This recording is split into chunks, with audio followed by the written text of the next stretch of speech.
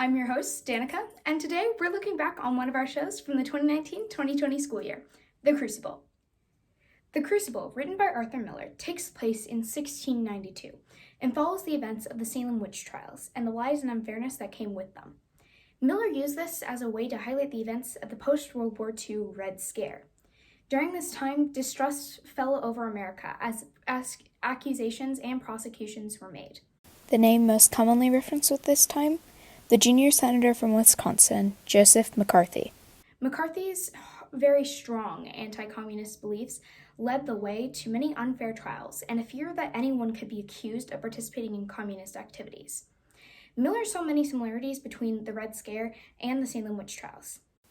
Though only 20 people died during the Salem witch trials, they are still known as one of the most infamous and unjust moments in U.S. history, with many people being prosecuted regardless of guilt.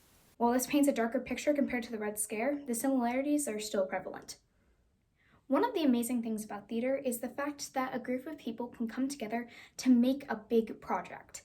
Even though The Crucible is a heavy play, the fact that a group of peers is able to come together to create a project that big means that a lot of fun memories were made along the way. I talked to a few of the cast members of The Crucible who told me about some of their favorite moments during the process of putting on the show.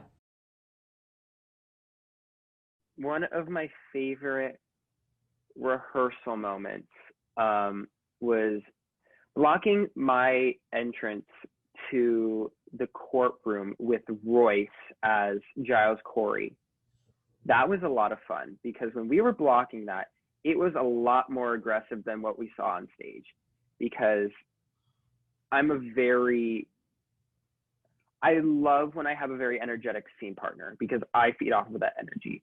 And the day that we started blocking that, Royce and I were both very anxious, and that anxiety kind of went into energy. And so we were very he full on shoved me.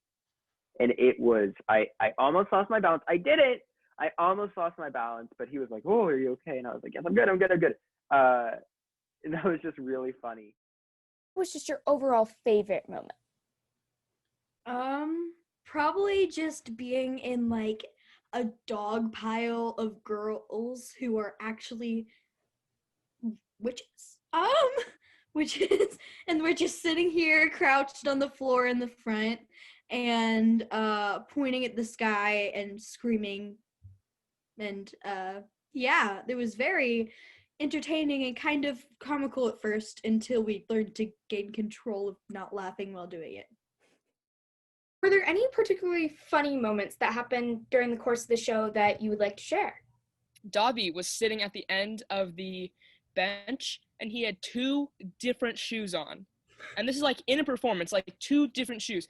And so I'm looking down at the ground, I'm really upset and everything. And I slowly look up and I see he has two different shoes and I just go,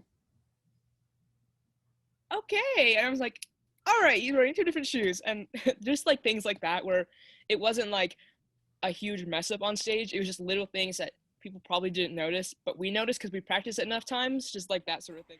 As you can tell from those stories, whenever we put on a show here, we always have so much fun because we're all so close.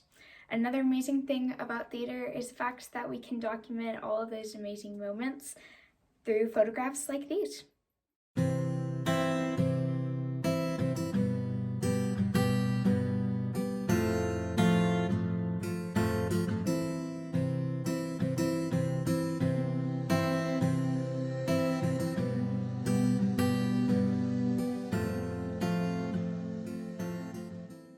Thank you so much for watching. I hope you enjoyed looking back on The Crucible with me, and I hope you'll join me again to go behind the black box.